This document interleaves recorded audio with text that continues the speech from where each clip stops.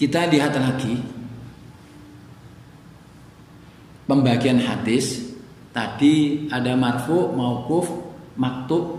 Itu pembagian hadis dilihat dari sisi sahibul khabar. Disandarkan kepada siapa hadis itu tadi.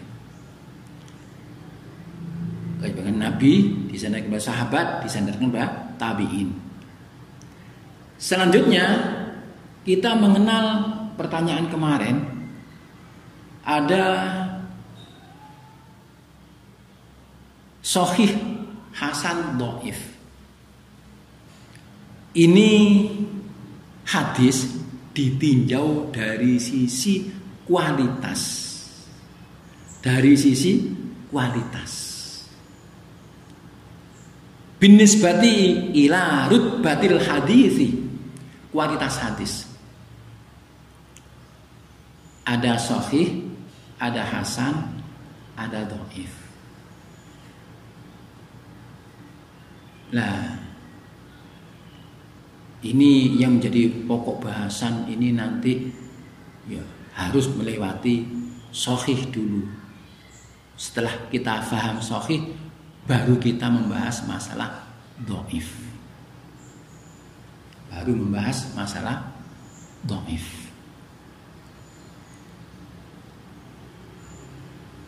Sahih, sehat, waras, itu dari sisi bahasa. Ya. Sehat, waras itu sahih. Apa hadis sahih itu? Hadis sahih itu hadis yang sanadnya muttasil. Satu. Syarat yang kedua, sikoh, rawinya sikoh. Rawinya sikoh, orang terpercaya. Orang terpercaya. Yang ketiga, dobit, daya ingatannya kuat. Kalau punya catatan, catatannya rapi, lengkap, itu namanya dobit. Tiga ini yang utama. Kemudian ditambah tidak kemasukan syad dan tidak kemasukan ilat. Ini angel ini. Ini kita bahas lain karena harus banyak contoh. Syad dan ilat ini ngambrak-ngambrak nanti. Yang tiga saja ini dulu. Persyaratan sahih, yaitu sanadnya harus nyambung. Imam Bukhari dari gurunya, gurunya dari gurunya, dari tabi'in, dari tabi'in, dari sahabat, dari Kanjeng Nabi. Itu namanya nyambung sanadnya. Itu persyaratan yang pertama. Ittisalus sanad. Ittisalus sanad.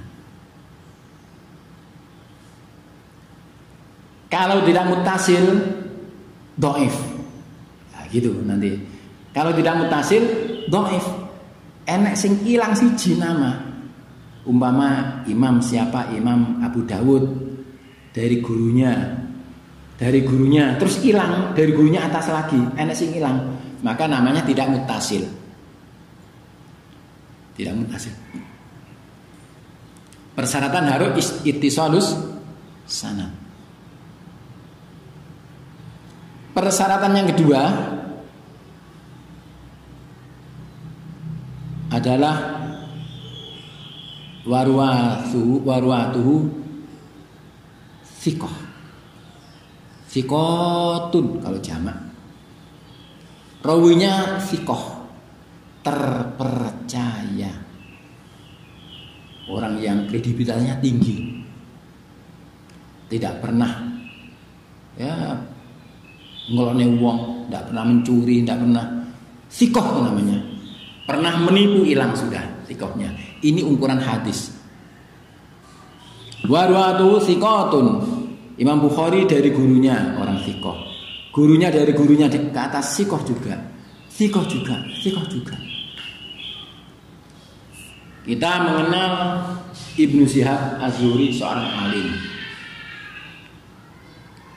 Menerima dari gurunya Salim, orang alim. Salim menerima dari Abdullah bin Umar, orang thiqah. Orang thiqah, thiqah semua ini.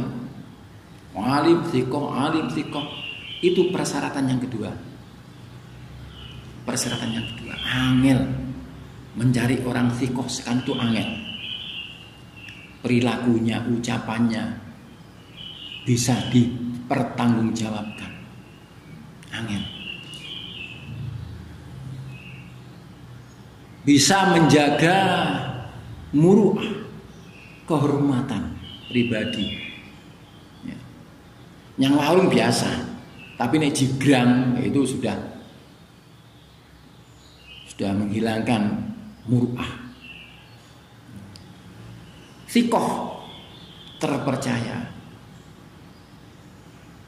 Ini Imam Bukhari menolak orang-orang yang ikut Syiah karena mereka sudah tidak dianggap thiqah. Orang-orang yang tidak percaya dengan takdir dan bid'ah, Imam Bukhari menolak hadis-hadis mereka. Sudah tidak thiqah, tidak terpercaya lagi. Syarat sing kedua. Kok hadis rawinya ada yang pernah mencuri, dhaif hadisnya. Karena dia sudah tidak thiqah. Kena al-jarhu, jarh, celah. Jadi ketat sekali di dalam menyaring hadis, sangat ketat sekali. Banyak rawi gugur karena thiqah ini. Syarat yang ketiga, sahih yang ketiga adalah dhabit. Dhabit mungkin dhabatus sodri, hafalannya luar biasa. Sekali mendengar hafal. Sekali mendengar hafal. Itu dhabatus sodri. Ini orang dulu banyak seperti ini. Orang dulu banyak dhabatus sodri. Sekali mendengar langsung hafal. Langsung hafal. Kalau yang saya ketahui sekarang ya Gus Dur itu dhabat. Gus Dur pernah ditanya, berapa nomor HP yang hafal Gus? 2000 nomor HP. 2000 nomor telepon, bukan telepon. Wawancara di TV itu ya. Padahal zaman itu HP kapasitasnya baru 100 nomor, mampu menyimpan 100 nomor. Itu hafal 2000 nomor telepon. Kata si wawancara, siapa itu namanya, dari Jamu Jago itu, wah Gus, sama dengan HP 220 Gus. Jadi kalau mau nelpon, beliau tidak bisa melihat ajudannya yang nelpon. Telepon kan Menteri Turki, Menteri Luar Negeri Turki. Nomor berapa Gus? Sekian. Telepon kan cabang Jombang. Nomor berapa Gus? Sekian. Apal semua. Dobet itu namanya. Dobet. Lah, kecerdasan, kekuatan ingatan ini dibagi 3 di dalam mustalah hadis. Ada yang namanya tamud dobeti, sempurna hafalannya. Tamud dobeti, sempurna hafalannya. Inilah yang sahih nantinya.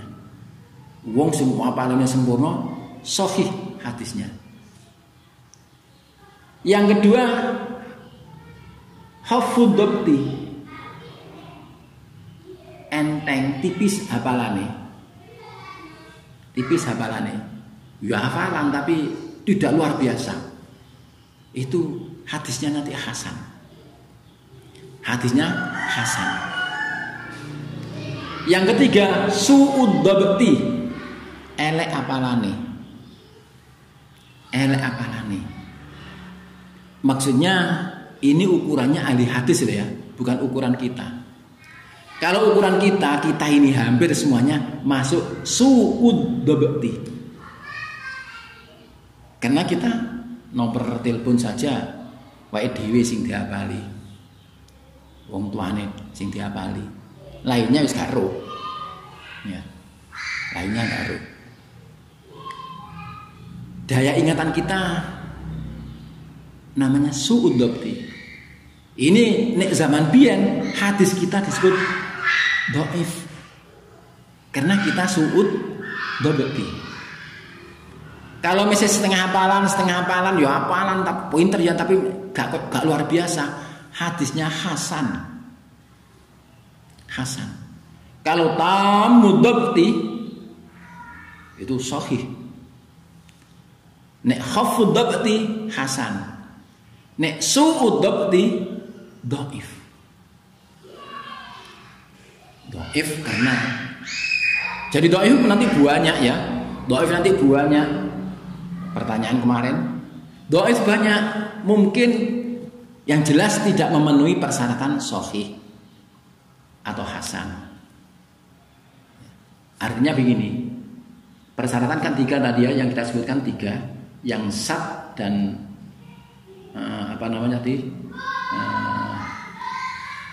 sat dan ilat tidak kita terangkan. Yang kita terangkan yang terkait banyak bahasan yaitu sanadnya nyambung, tidak nyambung dhaif. Yang kedua, rawinya thiqah terpercaya, orang solih.